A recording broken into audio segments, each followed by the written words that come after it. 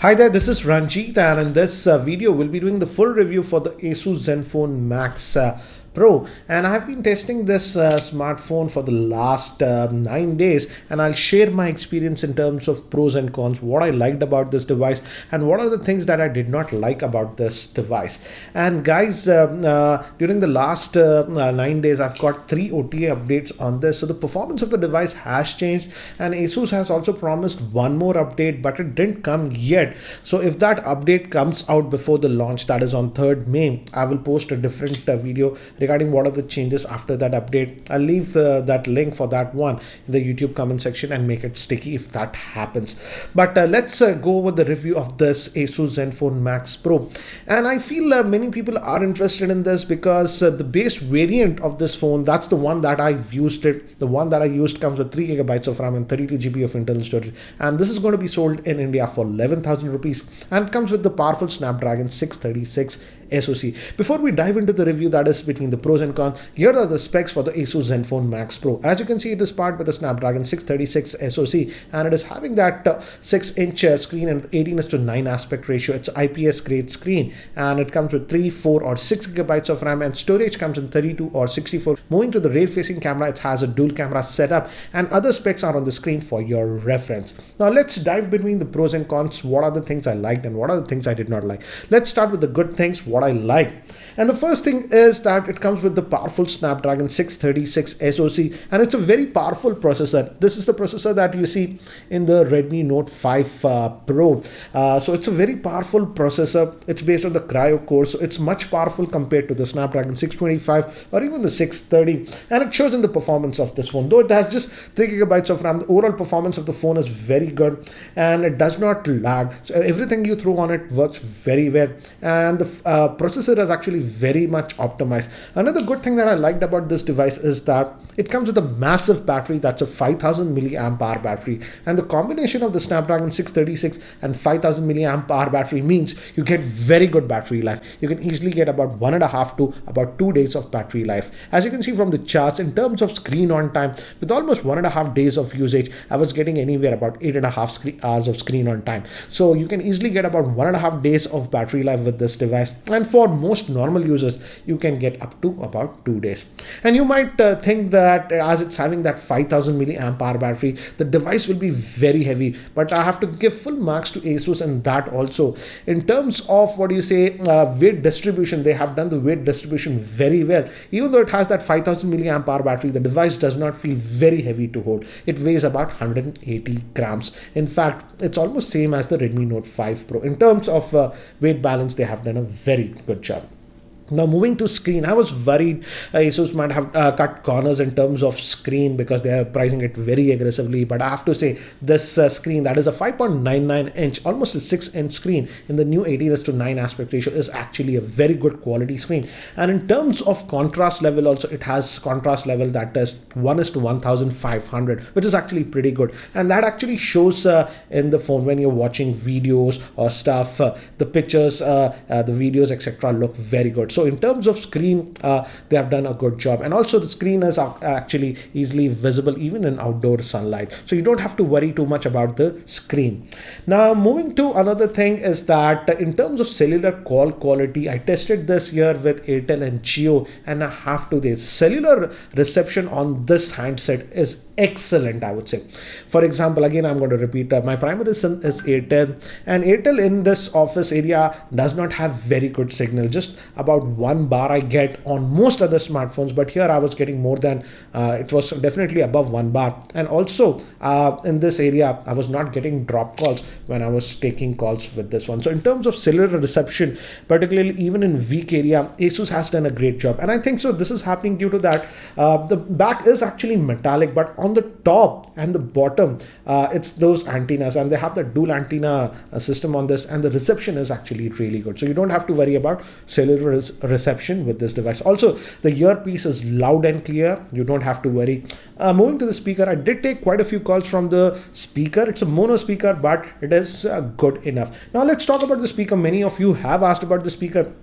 as I've mentioned, it's just having a single speaker setup, so no stereo speaker setup that you're getting, but the speaker is actually adequately loud. I would say it is louder than most other Android phones, but not the loudest. So in terms of speaker, so it's having that single speaker, it's good enough. And Asus also bundles this box. Again, watch my unboxing video if you want to know about it. So for example, if you're playing music and stuff, if you just place it in this box, it amplifies the sound. So again, in terms of sound, I was okay, but again, it's not a stereo setup that you're getting with this one.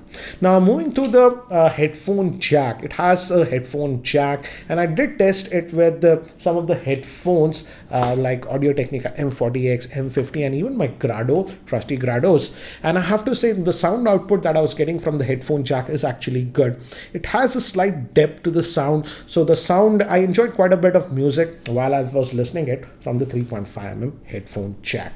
Now another good thing that I found on this device while my testing, and I was also very surprised, is that this is one of those rare smartphones in this price range that has support for true 4G SIMs. For example, both the SIMs can latch onto the 4G signal, and yes, it does support true dual 4G VoLTE. And I did test it with 2 Geo SIMs, and both the Geo SIMs were active on this phone. This is not the case with almost every other phone, because when you make one SIM active as 4G, the other reverts to 2G or 3G. But on this, both can be on 4G, which is a big deal because many of the networks will be moving to VoLTE. So that is supported on this one, and I did test it, and yes, it works. Now, some of you were asking me about, does it have LED notification light? Yes, it does have a tiny LED notification light here at the top, and it's a multicolored one. For example, when you're charging and stuff, it's in red color, but when you get a missed call or something, it blinks in green color. And I'm also happy to say that it has all the sensors that you would expect. For example, auto brightness, and even gyroscope is there. And yes, I did test the gyroscope with YouTube 360 degrees videos, and they worked fine. The only sensor that is not present on this device is the NFC sensor, but again, you don't find NFC sensor on budget-oriented smartphones, and even the Redmi Note 5 Pro does not have NFC. So apart from that, all the sensors that you would expect are present on this device.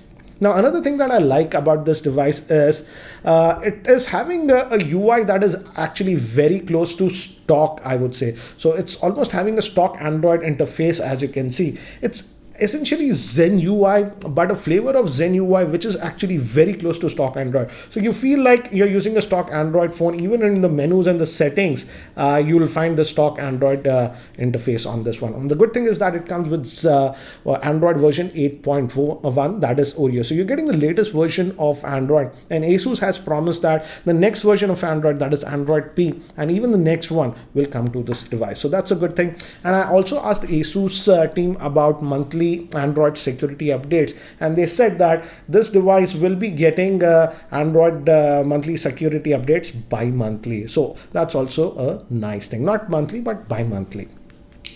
Now, moving to another thing, and this might be useful for people who are opting for this base variant that is having that 3 GB of RAM and 32 GB of internal storage. The good thing is that this device has the triple slot. That means it has a dedicated slot for a micro SD card. So you can have your 2 SIMs and also add a micro SD card. So this is ideal for people who might go with the lower end variant that is priced at about 11,000 rupees. Now, moving to RAM management, when I got this device before the OT updates, the RAM management was not that good, but after the 3 odd OT updates that I've got now, the RAM management has become very well on this device, and it loads. As you can see, these apps, I didn't load it from a couple of hours, it's still in memory. So now the RAM management has been done very well, and even though this one, the one I'm using, is just the 3 GB RAM variant, the RAM management has been done very well, so you don't have to worry about RAM management. I also did some gaming with this device. As you can see, I played some games like this Asphalt Extreme at the highest setting, and it played it fine. And I also tried this Asphalt 8, which is a notorious game, again at the highest graphics setting, and it played fine. So in terms of gaming, also the gaming performance of this phone is very good thanks to the powerful Snapdragon 636 SoC. So if you're sort of a gamer also, you don't have to worry. And also, as the battery capacity is huge, you could do gaming continuously for a long time. And also regarding heating, it doesn't exhibit any overheating issues. Yes, when you play the games a lot for a long time, the back will get slightly warm, but no issues of any overheating that I have noticed. Now, moving to the camera, again I'll divide it into two, because Moving to this rear facing camera, and guys, I'm talking about the 3GB and the 4GB RAM variant, because the 6GB RAM variant has a different camera module. I don't have that handset, so can't comment about it. So talking about this 11,000 rupees variant and the 13,000 rupees variant, because both of them have this same camera. It's a 13 plus 5 megapixel. 13 megapixel is the main one, and the 5 megapixel is the depth camera used for bokeh and stuff. And as you can see, in outdoor lighting conditions, the camera performance was actually very good. As you can see, even the color reproduction was good. It is slightly more saturated, but again, very pleasing to the eyes, as you can see. And we also have that bokeh mode. You can enable that to get that background blur effect. Moving to artificial light also, it does a fairly good job, but in a very difficult lighting situation, yes, it will be not as good as, for example, the Redmi Note 5 Pro. But considering the price point of this device at 11,000, I feel the rear facing camera performance is decent. Now let's move to the cons and the things that I did not like with this device. Let's move to that list now.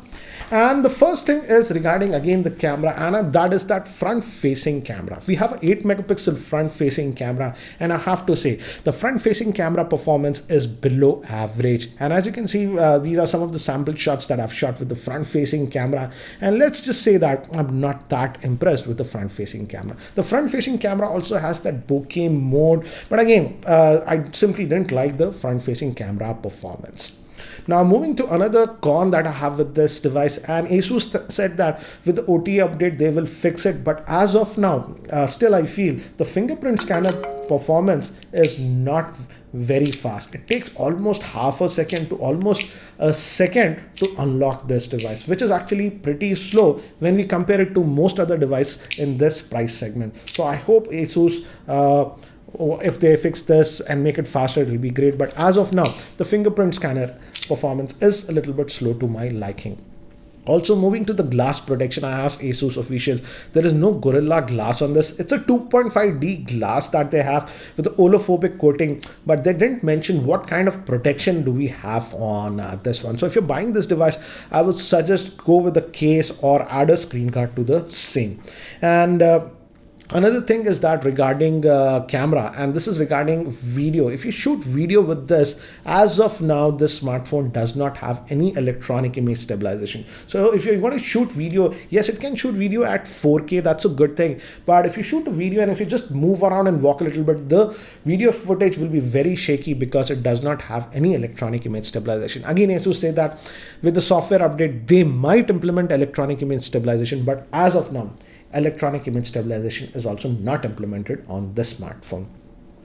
Now another con that this device has, and this is actually seriously not a big con, but this device does not support the 5 gigahertz Wi-Fi band. It supports the normal 2.4 gigahertz Wi-Fi band. Now another thing is that moving to the charging time, the charger supplied in the box is not technically a fast charger because it's a 10-watt charger, and I charged this device from 5% to all the way to 100%, and it took about 2 hours 35 minutes to charge it completely. So technically it's not very fast charging, but again, it's not also very slow. So yes, officially I tried charging this with even a Qualcomm quick charger too, and it didn't make any difference. So technically no fast charging on this device. Before we proceed, here is a word from the sponsor of this video, that is Mevi.in. Mevi Thunderbeat Bluetooth earphones look stylish with metallic body. You can take phone calls and it supports passive noise cancellation. The ear hooks fit securely and stay in place even when you are working out or running.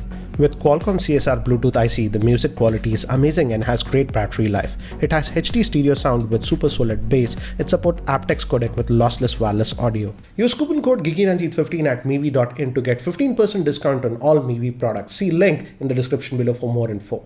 Before I give you my verdict about this device, there is another good thing about this device, and this is a new initiative that Flipkart is doing for this device, is that they have this protection plan when you're buying this device from Flipkart, that is for rupees 49 rupees, and I would suggest you opt for that. And if you opt for that, Flipkart says that even if you drop the phone or crack the screen or do something like that, they will do a replacement and they'll fix it. So that's a new thing that Flipkart is offering for this device. So I feel that's a very good thing. So think of it as a, what do you say, extended warranty. Even if you do something and your phone breaks, they will fix it or replace it.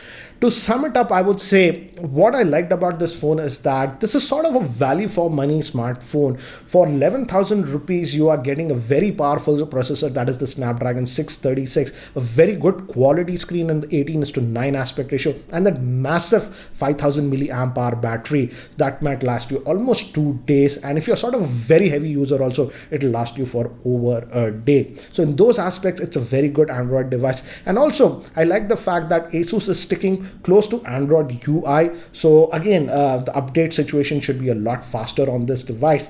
So in those aspects, it's a very good device, and it has a decent camera. But the downsides of this smartphone are the weak front-facing camera and that slow fingerprint scanner. But apart from that, I would say, yes, this is a value for money device. And I feel this smartphone might be the comeback of Asus in India. What do you think about this Asus Zenfone Max Pro? Would like to know your thoughts. So do share your thoughts in the YouTube comment section below.